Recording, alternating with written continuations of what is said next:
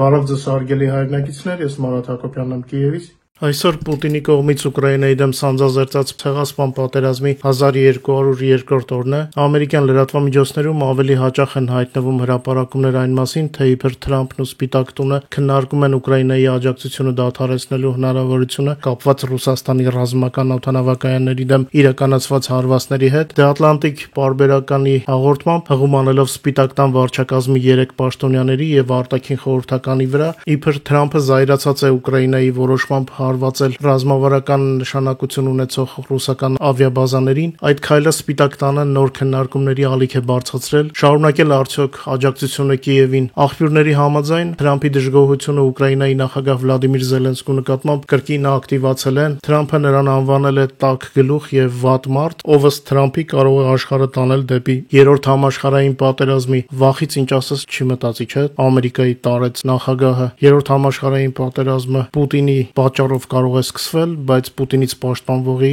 մասին են մտածում նման բան։ Երևի Թրամփի ու Պուտինի լոգիկայի մեջ է սա հնարավոր։ Այս շաբաթ Թրամփը մասնավոր զրույցներում համաձայնություն է հայտնել աջակողմյանների պահանջների դիրքորոշմանը, չնայած քննադատելով Զելենսկուն այն բանի համար, որ իբր վերջինս փորձում է շոու սարքել անօթաչու հարվածներից հետո։ Հիշում եք, ես իմ եթերում արդեն անդրադարձել եմ, որ սկզբից մի ռետորոբանություն կար, քանի որ հանրապետական կուսակցությունը Ռուսաստանի հանդեպ շատ կոշտ է դիրքավորվում, բայց քանի որ Թրամփը ունի նաև իր մոտեցումը, նա զուգահեռ տրեկներ է գործի դրել։ Խորհրդականի խոսքով Թրամփը զարմացած է ուկրաինական հարվածների համարձակությունից, սակայն կարծում է, որ Զելենսկին պետք է կենտրոնանա Ռուսաստանի հետ բանակցությունների վրա Ստամբուլում։ Այն որ ասում է, բանից բեխաբար, չէ՞, Ստամբուլում ռուսները իմիտացիայով են զբաղված, իսկ Թրամփը մտածում է, որ պետք է կենտրոնանալ իմիտացիայի վրա։ Հետո երևի զարմանում է, որ դաշնակիցները լուրջ չեն ընդունում իրեն։ Եվս երկու պաշտոնյաներ նշել են, որ Թրամփը դեռևս վերջնական որոշում չի կայացրել, բայց նրան արդեն ներկայացրել են մի քանի տարբերակ Ռուսաստանի դեմ նոր պատժամիջոցներից մինչև Ուկրաինայի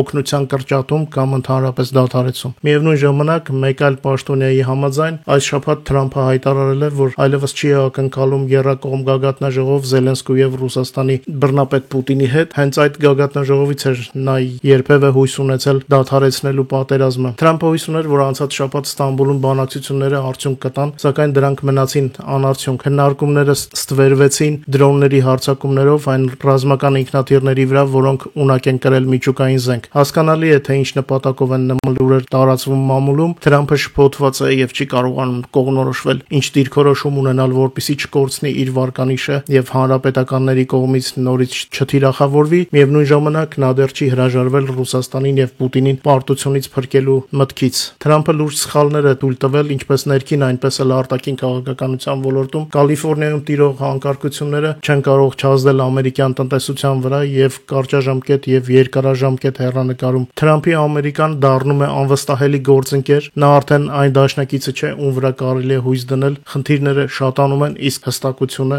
ամերիկյան կողմից պակասում։ Այս ընթացքում, ինչպես նշում են փորձագետները, Պուտինը կարող է որոշում կայացնել մոբիլիզացիայի մասին Ռուսաստանի Դաշնության անվտանգության խորհրդի առաջիկա նիստում։ Քննարկվում են տարբեր սցենարներ, ամենապեսիմիստական կանխատեսումներով հնարավոր է ռուսական ռետորոբանության կոշտացում եւ մոբիլիզացիայի հայտարարում, քանի որ Ռուսաստանի կորուստները պարզապես պարալիզացնում են նրա բանակը, իսկ լավատեսները կարծում են, որ մեծ կորուստների եւ սպառազինության պակասի պատճառով Պուտինը կարող է հիմք պատրաստել կրակի դադարեցման համար։ Սակայն լավատեսական տարբերակին շատերը չեն հավատում, քանի որ եթե Պուտինը գնա այդ քայլին, դա փաստացի նշանակում է պարտության ճանաչում։ Այս ամենը անմիջական ազդեցություն է ունենում նաեւ դաշնակիցների վրա եւ նրանց անվտանգության որոշումների վրա։ Այսօր Հակոբյան լայվ ալիքում անդրադարձել եմ նորից ԱՄՆ ռազմարտունաբերական ոլորտի խնդիրներին եւ դաշնակիցների կայացրած որոշումներին, մինչ Թրամփը ամերիկան խաղից դուրս է հանում, Ռուսաստանի եւ Չինաստանի ֆակտորը գնալով մեծանում է եւ եվրոպական դաշնակիցները չեն կարող քայլեր չձեռնարկել։ Երեք անդրադարձա ամերիկյան զենքի դուրս մղման գործընթացից համաշխարհային շուկայից։ Այսօր ուզում եմ ավելացնել, որ եթե գերմանական IRIS-T համակարգը աստիճանաբար փոխարինում է ամերիկյան Patriot-ին, ապա ֆրանսիական Ֆոուդրե հրթիռային կայանը կարող է դառնալ HIMARS-ի լիարժեք այլընտրանքը։ Արևմտյան երկրները սկսել են լուրջ ուշադրություն դարձնել ռազմարդյունաբերական ինքնաբավությանը,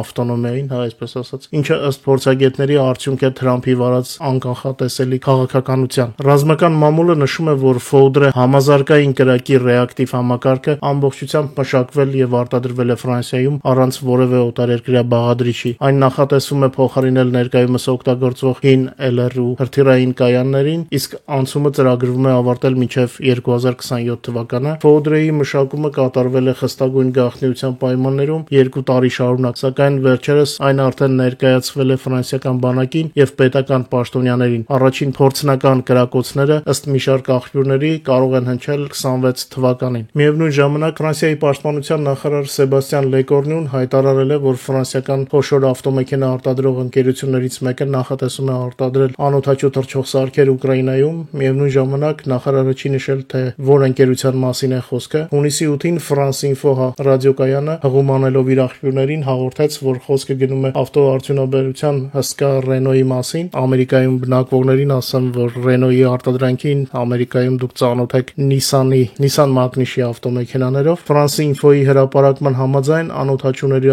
արտադրությունը իրականացվելու է Renault-ի եւ ֆրանսիական ռազմական ուղղությամբ մասնագիտացած փոքր ու միջին ձեռնարկությունների համագործակցությամբ։ Արտադրական հզորությունները կտեղակայվեն հենց ռազմաճակատի գծին մոտ մի քանի տասնյակ կամ 100 կիլոմետր հեռավորության վրա։ Renault ընկերությունում հաստատել են France Info-ին, որ Ֆրանսիայի